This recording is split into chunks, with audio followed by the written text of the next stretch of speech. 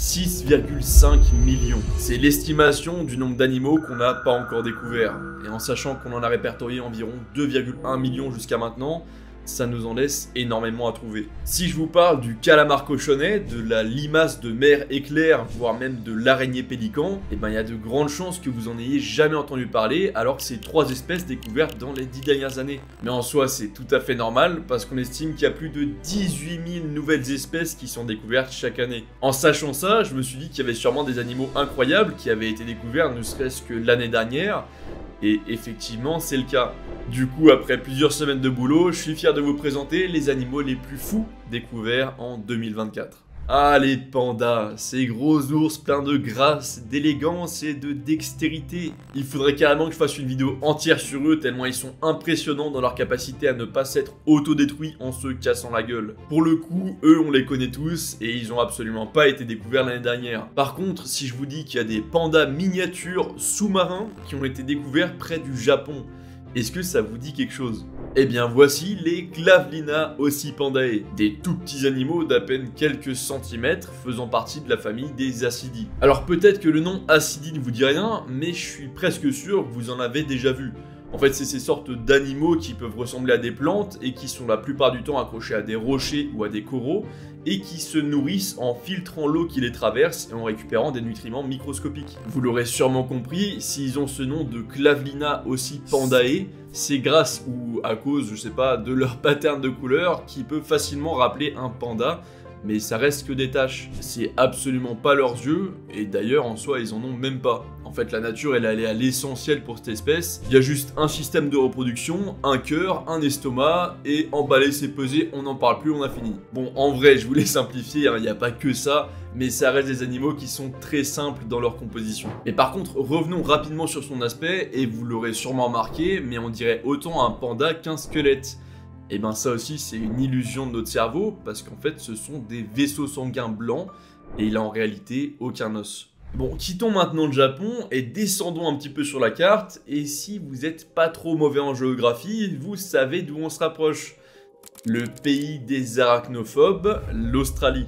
Évidemment, qui dit nouvelle espèce, dit passage obligatoire dans la Moria des animaux, et pour le coup, je vous en ai trouvé plusieurs qui sont sacrément bizarres et qui ont été découverts ici l'année dernière. Mais avant de vous présenter les plus étonnants d'entre eux, on va rester sur du plus ou moins classique, les requins. Là, c'est même plus une espèce, mais carrément une nouvelle famille de requins qui a été découverte l'année dernière. La famille des Dikichtidae. Dikichtidae. Un truc comme ça. Bon après, rassurez-vous pour ceux qui en ont peur, on parle ici de petits requins, pas de requins type les dents de la mer.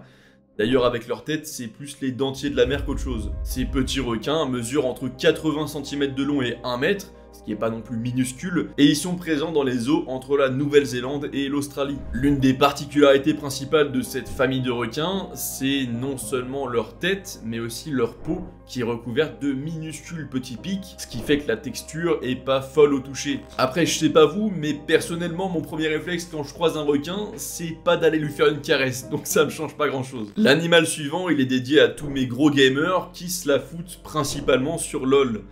D'ailleurs, bien joué à la Carmine pour la LEC. Bon, et évidemment, c'est pas un jugement de valeur. Moi aussi, j'ai été dans l'e-sport pendant des années, en pouf ces photos, et je joue encore énormément aux jeux vidéo aujourd'hui, même si je touche pas à LoL. Et si vous voulez me voir me faire éclater sur différents jeux, n'hésitez pas à rejoindre ma chaîne Twitch qui est juste ici. Si je dis ça, c'est juste parce que c'est des gros geeks qui ont découvert l'animal que je vais vous présenter et qui lui ont donné un nom. Voici le Gotus timo, un petit crabe découvert dans les eaux proches de la Chine. Pour ceux et celles qui jouent absolument pas aux jeux vidéo, en fait son nom ça vient d'un personnage du jeu League of Legends, et qui a justement rappelé aux jeunes qui l'ont découvert son aspect, l'aspect de ce personnage avec un peu sorte de duvet orange, mais c'est pas la seule raison. Il faut savoir que ce champion, Timo, il est considéré comme ultra toxique et fait rager pas mal de gens parce qu'il peut se camoufler dans les hautes herbes et il utilise du poison pour se battre. Et voilà, mais c'était sûr en fait! C'était sûr! Et ben justement, notre petit crabe, il a des capacités qui sont plus ou moins similaires. En fait, il vit principalement dans des endroits avec beaucoup de coraux, ce qui le camoufle super bien avec son aspect, mais surtout, il est recouvert de saxitoxine et de tétrodotoxine, qui sont tous les deux des poisons qui vont s'attaquer directement à votre système nerveux et qui peut vous tuer si jamais vous le touchez. Comme quoi, faut pas sous-estimer les petits animaux qui peuvent paraître tout mignons et tout gentils. Hein, ma fille, toi t'es toute mignonne, mais t'es pas petite, hein. Un gros sac, regardez-moi ce gros patapouf. La prochaine espèce, c'est une des plus folles de la liste, la Commentatus videus. Une espèce super rare qui permet aux Creatorus des Videus de se faire un peu plus connaître. Donc n'hésitez pas à marquer vive les nouvelles espèces en commentaire pour la faire apparaître. Plus sérieusement, un énorme merci à toutes les personnes qui s'abonnent, like et commentent les vidéos. C'est vraiment ça qui me permet de me faire découvrir et de continuer à vous trouver ce genre d'animaux incroyables. Et en parlant d'animaux incroyables, on va redescendre dans l'Australie pour découvrir une des 2 espèces restantes dans ce pays. Juste avant, il y a eu la communauté des gamers qui a eu droit à sa nouvelle espèce. Et maintenant, c'est au tour des fans de saga. Si je vous dis magie, cicatrice et méchant pas très charismatique, vous pensez à qui? Oui, bon, c'était pas très dur. Voici la Leptania Voldemort. Cette espèce de toute petite fourmi d'à peine 3 mm a été ultra dure à découvrir. On l'a trouvée dans le nord-ouest de l'Australie, dans une région caractérisée par ses chaleurs extrêmes. Genre pour vous dire, la température moyenne dans cette région, c'est entre 35 et 38 degrés. Sauf en hiver où là ça descend à 12 degrés. Sauf que nos petites fourmis, elles doivent pas trop aimer la chaleur non plus. Du coup elles vivent enterrées dans des tunnels creusés à plus de 25 mètres de profondeur. Ce qui en termes de taille correspond quand même à un calamar colossal ou alors 4 camions alignés.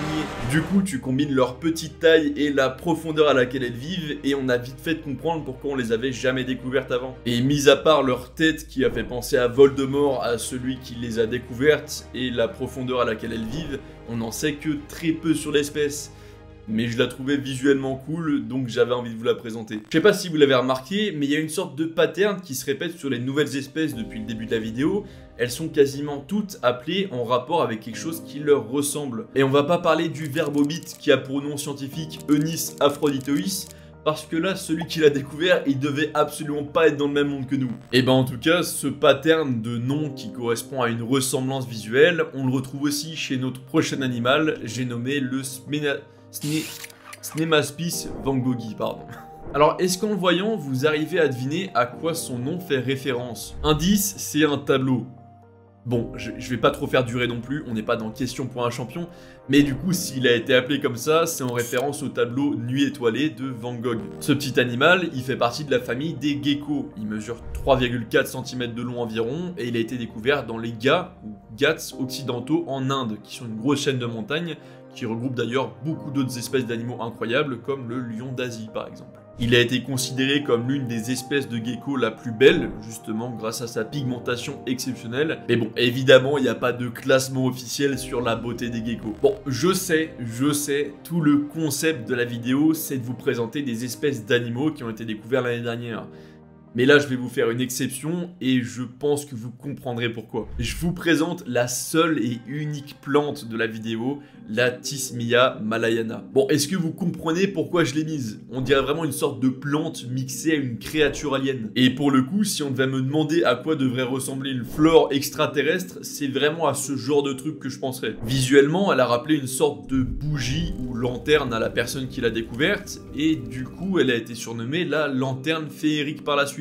Mais bon, pour le coup, je sais pas trop ce qu'il y a de féerique sur cette plante. Elle a été trouvée dans l'état de Negeir Sambilan en Malaisie, et si on l'avait jamais découverte jusqu'à maintenant, c'est probablement parce qu'elle vit principalement dans les amas de feuilles et de débris dans les forêts, ce qui la camoufle super bien. Et dernier truc qui va peut-être pas vous surprendre, mais c'est une plante parasite, qui se nourrit justement en parasitant des champignons souterrains. Mais bon, vu son aspect, encore une fois, je suis pas étonné. Bon, jusqu'à maintenant, on a eu beaucoup d'animaux de petite taille, ce qui est plutôt logique, parce que ça reste sûrement la majorité des animaux qui n'ont pas été découverts, justement parce qu'ils sont difficiles à voir. Mais est-ce que ça vous étonnerait si jamais je vous dis qu'un nouvel animal bien plus gros, et qui plus est un félin, a été découvert? Voici le Leopardus pardinoide, sûrement l'animal le plus mignon de toute cette vidéo. Ce félin, qui est également appelé chat-tigre nébuleux, a été découvert dans les forêts de nuages en Amérique Amérique centrale. Par contre, il faut le dire, c'est une dinguerie d'avoir un nom aussi stylé et en plus de vivre dans un endroit qui s'appelle les forêts de nuages. On dirait un personnage principal d'animé là carrément. Ce gros chat a une apparence qui est assez distinctive et on suppose qu'il a été victime de chasse illégale avant même qu'il soit officiellement découvert. Et tu rajoutes à ça son lieu de vie qui est extrêmement restreint et limité et ça l'a malheureusement directement catégorisé comme une espèce extrêmement menacée. Heureusement, il y a des associations de protection de la faune locale qui ont commencé ou qui devraient commencer à mettre en place des sortes de restrictions pour essayer de protéger cette espèce et faire en sorte qu'elle ne disparaisse pas aussi vite qu'elle a été découverte. Et qui sait, si on est optimiste, peut-être qu'elle reprospérera dans les années à venir. Et non, je vous vois, les personnes qui adorent les animaux mignons, en prendre un chez vous n'aidera absolument pas l'espèce. Il y a évidemment que les réserves et les organismes de protection de la faune qui sont entre guillemets éligibles et qui savent s'occuper d'animaux sauvages, et c'est les seuls qui peuvent en récupérer. Mais toutes les personnes qui prennent des singes chez eux ou d'autres animaux sauvages qui n'ont rien à faire dans un appartement ou une maison, ça ne fait que nuire à l'espèce et surtout à l'animal qui n'est absolument pas fait pour vivre dans un environnement urbain. Donc retenez-vous. Bon, le suivant, normalement, vous allez pas trop vouloir le récupérer chez vous parce que je vais vous présenter le dernier animal qui a été découvert en Australie l'année dernière. Donc évidemment, visuellement, il est corda avec les codes de l'île. Voici l'Excastra albopilosa, une nouvelle espèce de coléoptère avec un aspect ultra bizarre. Tu lui rajoutes quelques poils et on dirait presque un vieux fromage au fond d'un frigo. Ce petit scarabée mesure environ 9,7 mm de long et il est recouvert de poils, qu'on pourrait penser au premier abord être quelque chose de dangereux, alors que pas du tout, c'est vraiment juste des poils. Cette espèce de coléoptère longicorne a été découverte dans les forêts subtropicales de la région de la Gold Coast au sud du Queensland, et sa fourrure lui sert principalement de camouflage, justement pour éviter tous ces ennemis qui doivent être sacrément nombreux dans ce pays. Et c'est à peu près tout ce qu'on sait sur cette espèce. Là en même temps je vous présente des animaux qui ont été découverts il y a quelques mois à peine, donc c'est normal qu'on ne connaisse pas tout sur eux. Mais je vous le dis, pour un animal qui vit en Australie, on n'est clairement pas à l'abri de découvrir qu'il cachait un 9 mm sous sa carapace d'ici la fin de l'année. Est-ce que vous connaissez Jeff Bezos? Bon, j'espère que personne n'a dit non, parce que c'est quand même le créateur d'Amazon, donc c'est pas n'importe qui. Et justement, le prochain animal a été nommé après lui. Mais pour le coup, je suis pas sûr du message qui a voulu être passé derrière ce nom. Voici la Philobate bezosi et sa cousine la Philobate samperi, deux nouvelles grenouilles ultra toxiques qui peuvent tout simplement vous tuer au moindre contact. Ouais, je suis pas sûr que ce soit un message de paix et d'amour pour Jeff Bezos. D'ailleurs, sa fameuse cousine, la Philobate samperi, a été nommée après Christian Samper, qui est un grand ami de Jeff Bezos, mais aussi le directeur et leader des solutions environnementales d'Amazon.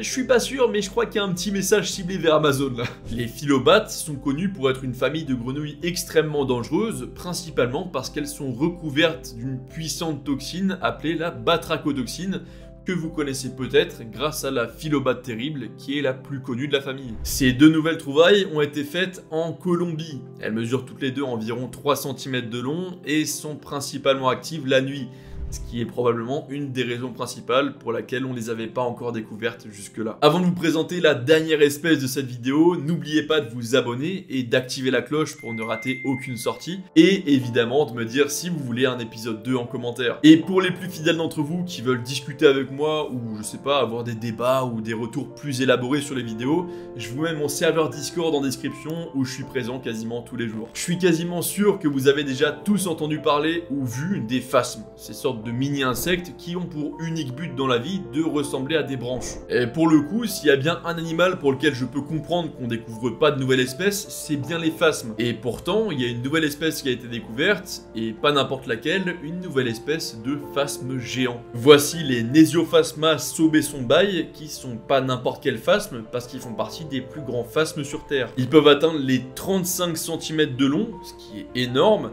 et c'est sûrement la raison pour laquelle on a réussi à les découvrir, parce que pour découvrir des phasmes de 1 cm de long, laisse tomber la galère. Cette nouvelle espèce a été trouvée en Indonésie, sur l'île Timor, ce qui en fait la deuxième espèce de phasme géante découverte dans la région. Par contre, j'imagine même pas la gueule des chercheurs de phasmes en pleine forêt, s'arrêter tous les 2 mètres à chaque branche, attendre, la fixer, et voir si elle va bouger ou pas. Bisous!